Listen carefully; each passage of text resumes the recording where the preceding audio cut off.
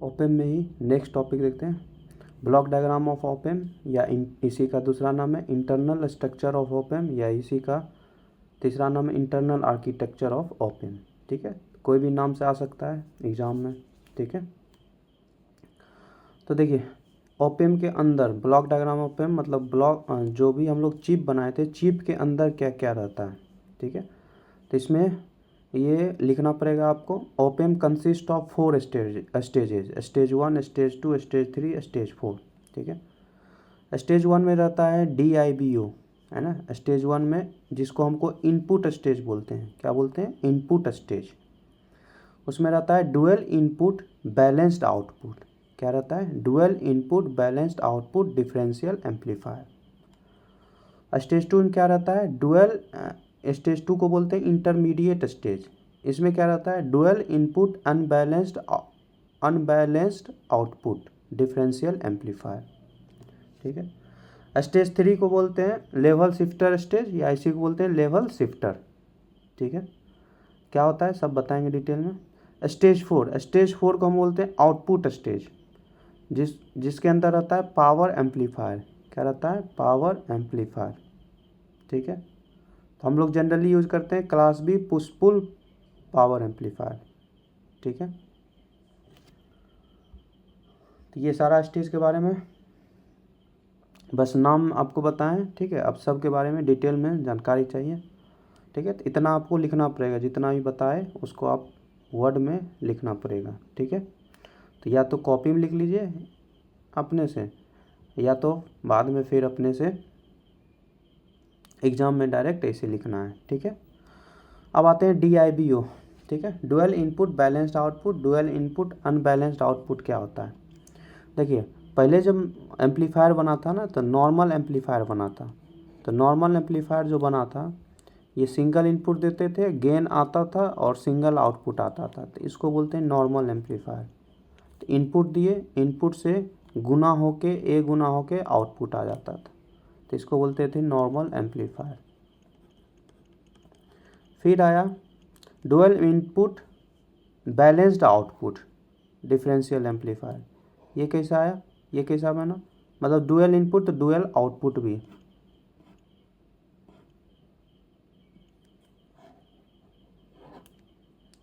ठीक है, dual input आया, डुअल आउटपुट। ठीक है, डुअल इनपुट डुअल आउटपुट, तो ये दोनों तरफ दो इनपुट है, दो आउटपुट है, इसीलिए बैलेंस्ड आउटपुट डिफरेंशियल एम्पलीफायर बोलते हैं। तो इसका शॉर्ट में लिखते हैं DIBO, dual input balanced output differential amplifier. ठीक है, आप अपने से लिख लीजिएगा फुल फॉर्म। फिर तीसरा आया इसके बाद डुअल इनपुट अनबैलेंस्ड, मतलब दो इनपुट एक आउटपुट, तो इसको बोलेंगे डुअल इनपुट अनबैलेंस्ड, UB मतलब अनबैलेंस्ड आउटपुट डिफरेंशियल एम्पलीफायर। तो दो इनपुट एक आउटपुट अनबैलेंस्ड होगा, दो इनपुट दो आउटपुट तो बैलेंस्ड रहेगा, और एक इनपुट और एक आउटपुट तो नॉर्मल एम्पलीफायर कहलाता है। ठीक है, समझ में आ गया होगा। अब आते हैं हम यहाँ पे, तो डुअल इनपुट बैलेंस्ड आउटपुट। ठीक है, समझ में आ गया होगा। अब ये दोनों का काम क्या रहता है? दोनों तो एक ही चीज़ है, बस क्या है कि आउटपुट में दो आ रहा है, इसमें आउटपुट में एक आ रहा है। दोनों का एक ही काम है, क्या करता है? एम्पलीफाई करता है ना, हाई वोल्टेज गेन प्रोवाइड करता है। यहाँ पे जो गेन आएगा वो हाई वोल्टेज आएगा। ठीक है, तो दोनों मिला के जो वोल्टेज आएगा वो क्या आएगा? हाई आएगा। ठीक है, अब देखिए, अब जैसा कि देख रहे हैं कि ये अनबैलेंस्ड है ना, स्टेज 2 क्या है? अनबैलेंस्ड है। अनबैलेंस्ड के कारण क्या आता है ना, इसके आउटपुट में DC बाइसिंग आ जाता है। क्या आ जाता है? DC बाइसिंग आ जाता है। तो DC बाइसिंग वोल्टेज आ जाता है। ठीक है, बाइसिंग इसमें BJT में पढ़ना है बाइसिंग क्या होता है। ठीक है, तो वहाँ समझ में आ जाएगा। तभी बस मान लेना है क्या, DC बाइसिंग वोल्टेज इसमें आ जाता है। जब इनपुट दो रहेगा, आउटपुट एक रहेगा, अनबैलेंस्ड रहेगा तो DC बाइसिंग वोल्टेज आ जाएगा, प्रेजेंट रहेगा। ठीक है, अब ये DC वोल्टेज जो बाइसिंग वोल्टेज है, ये आउटपुट स्टेज में अगर पहुंच गया तो ये पूरा आउटपुट, फाइनल आउटपुट को डिस्टर्ब कर देता है। ठीक है, इसीलिए इसको हटाने के लिए हम लाए लेवल शिफ्टर। ठीक है, तो पहले ये दोनों के बारे में लिखना है, ये दोनों के बारे में लिखने के लिए लिखेंगे, है ना। अब जो बोल रहे हैं उसको लिखना होगा आपको।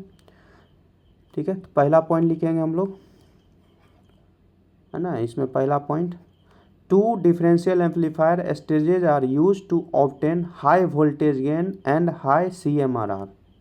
ठीक है, तो V0 बराबर लिखेंगे AV गेन जो है into V input 1 minus V input 2।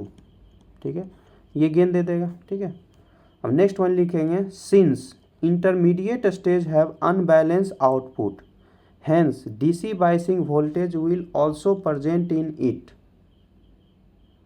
If the DC biasing voltage reaches output stage, its biasing condition gets disturbed, which cause distortion in the final output। ठीक है, जो चीज़ अभी बताए समझाए DC बाइसिंग आ जाता है, वही चीज़ आपको लिखना है। ठीक है, अब DC बाइसिंग हटाने के लिए क्या कौन आया, लेवल शिफ्टर। तो थर्ड पॉइंट आपको लिखना है, hence a level shifter is used to remove the DC biasing voltage present in unbalanced output of intermediate stage। ठीक है, तो इंटरमीडिएट स्टेज में जो भी unbalanced DC biasing voltage present हुआ उसको रिमूव करने के लिए लेवल शिफ्टर लाया गया। ठीक है, अब लेवल शिफ्टर का एक खासियत होता है ना, ये कैसे रिमूव करता है DC बाइसिंग का, तो ये इसका एक खासियत होता है, इसका रेजिस्टेंस जो होता है हाई होता है। हाई रेजिस्टेंस के कारण क्या होता है ना कि ये कॉमन कलेक्टर एम्पलीफायर की तरह एक्ट होने लगता है। ठीक है, जो कि लोडिंग इफेक्ट को भी कम करता है।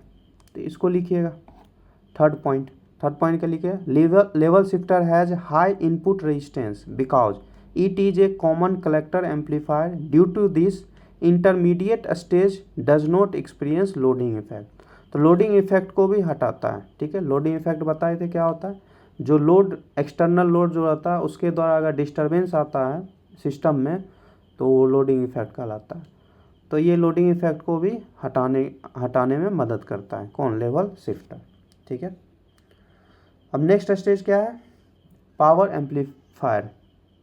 ठीक है, तो चौथा पॉइंट भी लिख लिया। पांचवा पॉइंट लिखिएगा पावर एम्पलीफायर के बारे में। Power amplifier is used at output stage में यूज हो रहा है, so that op-amp can supply greater AC power to the load. तो इससे क्या होगा कि पावर एम्पलीफायर से क्या होगा कि ज़्यादा आउटपुट वोल्टेज हमको गेन मिलेगा। ठीक है, आउटपुट में तो V0 क्या है, आउटपुट है। ठीक है, तो इतना आपको लिखना होगा, तब जाके 7 नंबर या 14 नंबर आपको मिलेगा। ठीक है, तो 7 या 14 नंबर में आता है ये क्वेश्चन, आजकल 7 नंबर में आने लगा है। ठीक है, अब देखिए ये तो ऑप-एम्प का अंदर का है, तो ऑप-एम्प का सिंबल जो था उसको हम लोग डिजाइन कर लेते हैं। तो ये जो है ये सारा आपको दिखेगा ऑप-एम्प के अंदर। तो ऐसा कुछ ऑप-एम्प दिखाई देता है सिंबल जो है। ठीक है, ये आउटपुट हो गया, ये यहाँ पे 2 इनपुट ले लिए। ठीक है, तो सिर्फ हमको इनपुट दिखाई देता है 2 और यहाँ पे आउटपुट। अब इसके अंदर ये 4 स्टेज रहता है। ठीक है, तो समझ में आ गया होगा, 4 स्टेज को आप समझा दीजिएगा। ठीक है, अब हम लोग नेक्स्ट टॉपिक पढ़ते हैं, इक्विवेलेंट सर्किट ऑफ ऑप-एम्प। ठीक है,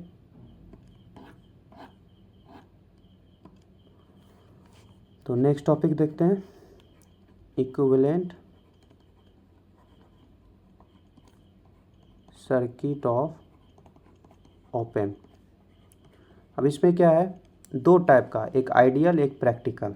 ठीक है, तो हम लोग पहले प्रैक्टिकल देखेंगे, तो equivalent circuit of practical op-amp. ठीक है, फिर जाके आइडियल पे आएंगे। ठीक है, तो प्रैक्टिकली जब हम लोग सर्किट बनाते हैं, है ना, इक्विवेलेंट सर्किट, तो क्या करते हैं हम लोग, इनपुट ले लिए, इनपुट तरफ क्या लेते हैं, हाई रेजिस्टेंस लेते हैं। क्या लेते हैं, इनपुट रेजिस्टेंस जिसको बोलते हैं हाई इनपुट रेजिस्टेंस। तो कैरेक्टरिस्टिक्स ऑफ प्रैक्टिकल ऑप-एम्प इसी से बन जाता है। ठीक है, तो हाई इनपुट रेजिस्टेंस लेते हैं, तो यहाँ पर V इनपुट 1 हो गया और V इनपुट 2 हो गया। ठीक है, आउटपुट में हम लोग आउटपुट में क्या लेते हैं, आउटपुट रेजिस्टेंस लेते हैं।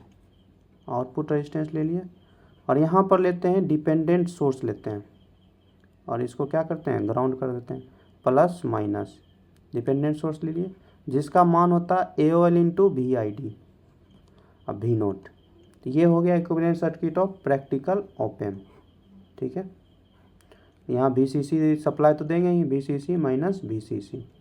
ठीक है, अब इसी से पूछता है कि characteristics of practical op amp. तो characteristics of practical op amp में लिखेंगे पहला इनफाइनाइट नहीं, इनफाइनाइट तो आइडियल में आएगा, प्रैक्टिकल में आएगा हाई इनपुट इम्पीडेंस, रेजिस्टेंस यहाँ पे ले रहे हैं हाई इनपुट इम्पीडेंस। दूसरा आएगा जीरो आउटपुट इम्पीडेंस। तीसरा आएगा infinite open loop gain, AOL को बताए थे ओपन लूप गेन बोलते हैं, तो इनफाइनाइट नहीं होके very high open loop gain. चौथा आएगा very high close loop bandwidth. ये चारों लिख लीजिएगा। ठीक है, चारों के बारे में अभी डिस्कस करेंगे। ठीक है, एक एक करके। ठीक है, तो ये प्रैक्टिकल का इक्विवेलेंट सर्किट हो गया, प्रैक्टिकल का कैरेक्टरिस्टिक्स हो गया। अब नेक्स्ट आते हैं characteristics of ideal op amp. ठीक है, कैरेक्टरिस्टिक्स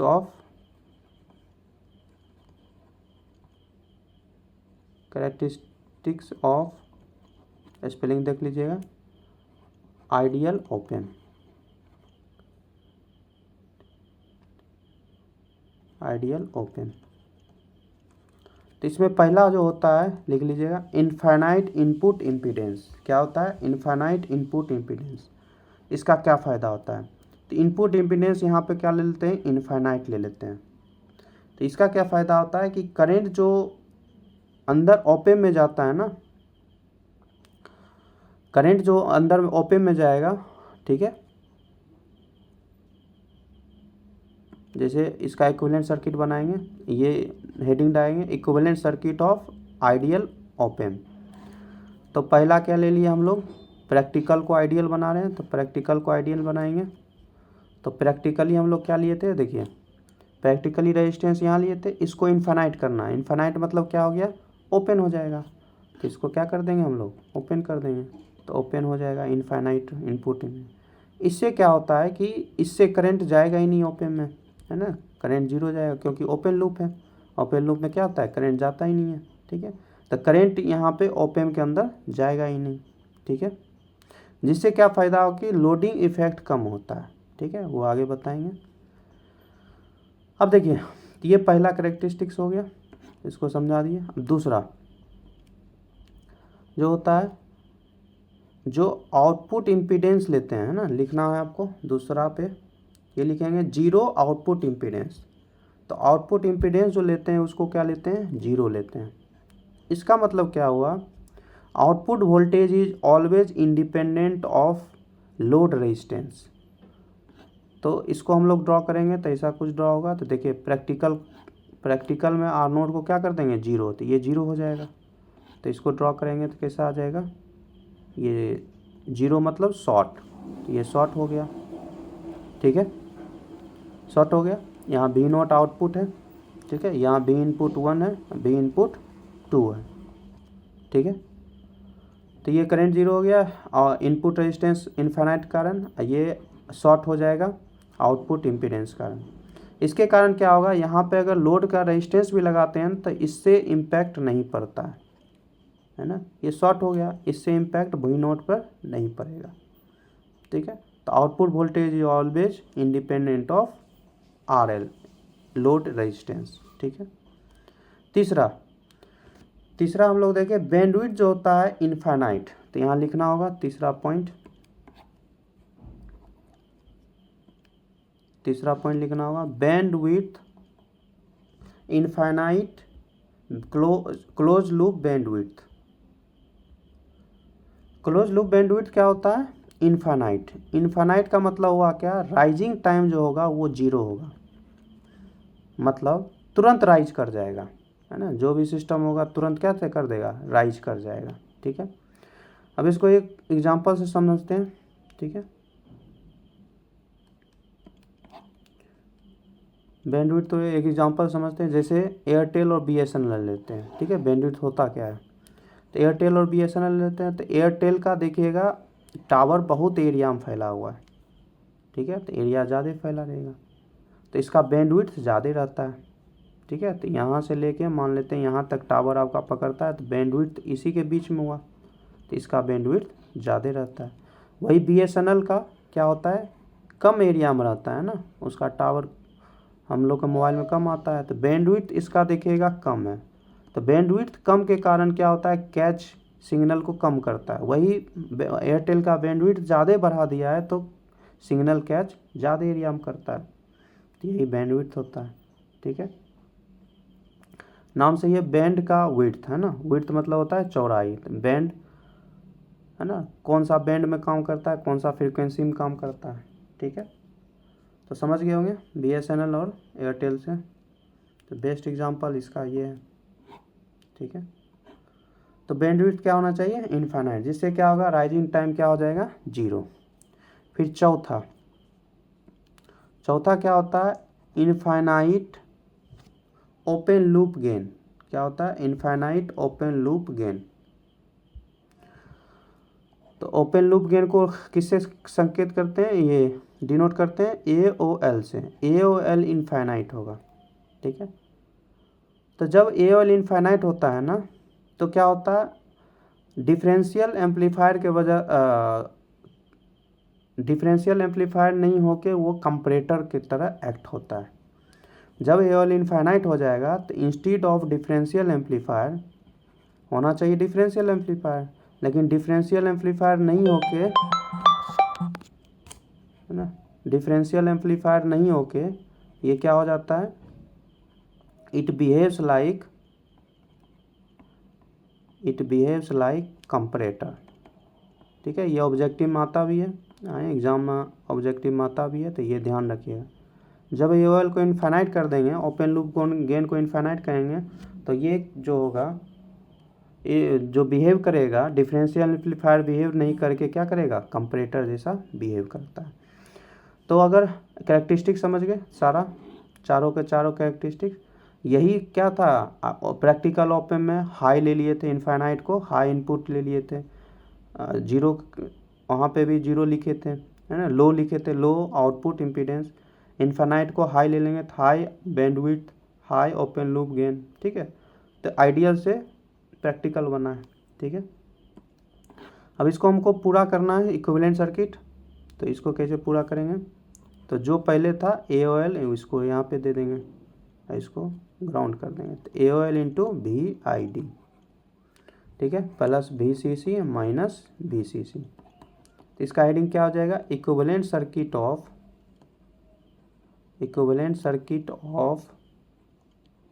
पूरा लिख लीजिएगा, सर्किट ऑफ आइडियल ओपन। तो समझ गए, तो characteristics of ideal op amp, equivalent circuit of ideal op amp, फिर characteristics of practical op amp, equivalent circuit of practical op amp. इतना आपको जानकारी यहाँ पे होना चाहिए, ठीक है। कोई भी पूछ सकता है ना। अब देखिए, अब यहीं से यहाँ जो आपको बोले AOL अगर इनफाइनाइट लेते हैं तो instead of differential amplifier it behaves like comparator, ठीक है। तो यहीं से हम लोग आगे बढ़ते हैं।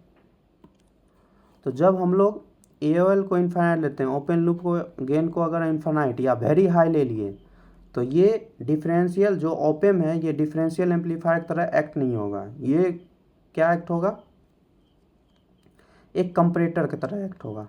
अब कंपरेटर क्या होता है, तो थोड़ा सा देख लीजिए, कंपरेटर क्या होता है, बेसिकली कंपेयर करता है दो वैल्यू का, ठीक है। तो ये ऑपरेशनल एम्पलीफायर है, ठीक है। मान लेते हैं इसका AOL क्या है, इनफाइनाइट है, ठीक है। ये प्लस VCC हो गया, ये माइनस VCC हो गया, ये V नोट हो गया, V इनपुट 1 हो गया, V इनपुट 2 हो गया, ठीक है। तो यहाँ हेडिंग लिख लीजिएगा कंपरेटर, ठीक है। कंपरेटर कंडीशन है जब ओपन लूप गेन इनफाइनाइट हो जाए तब कंपरेटर होगा, कौन, open act as a comparator. अब कंपरेटर क्या करता है, कंपेयर करता है कौन, दोनों वैल्यू में, ये दोनों वैल्यू में कौन बड़ा है, V इनपुट 1 बड़ा है या V इनपुट 2 बड़ा है। भी इनपुट 1 बड़ा रहेगा भी इनपुट 2 से तो पॉजिटिव है, तो पॉजिटिव भी नोट सीधे आ जाएगा VCC। अगर भी इनपुट 1 ग्रेटर रहेगा भी इनपुट 2 से तो सीधे यहाँ पर भी आउटपुट आ जाता है VCC, जो हम लोग सप्लाई दिए हैं, पॉजिटिव सप्लाई।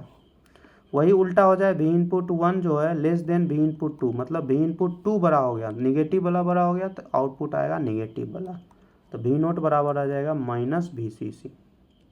ठीक है, तो कंपैरेटर क्या करता है, दोनों इनपुट को कंपेयर करके उसके अकॉर्डिंग आउटपुट देता है ना, जो सप्लाई देते हैं वही आउटपुट हमको देता है। ठीक है, तो ये कंपैरेटर होता है। तो अगर हम लोग गेन बहुत हाई लेते हैं तो ये ओपन नहीं होके ये क्या हो जाएगा, कंपैरेटर की तरह एक्ट होगा। यही इसका ड्रॉबैक है ओपन लूप का, ओपन का, है ना। ओपन लूप में ऑपरेशनल एम्पलीफायर का यही ड्रॉप है। तो इसको लिखने के लिए लिख सकते हैं, in open loop op-amp simply acts as a comparator not amplifier and it is due to infinite open loop gain. So to see amplification we have to finite gain, finite होना चाहिए। तो finite के लिए हम लोग क्या करते हैं, फीडबैक लेते हैं। So therefore we should take feedback। तो अब यहाँ से कंसेप्ट आएगा फीडबैक का, तो हम लोग क्या लेंगे यहाँ के बाद, फीडबैक। तो अब पूरा पढ़ेंगे फीडबैक क्या होता है। ठीक है, तो अगला लेक्चर में देखते हैं।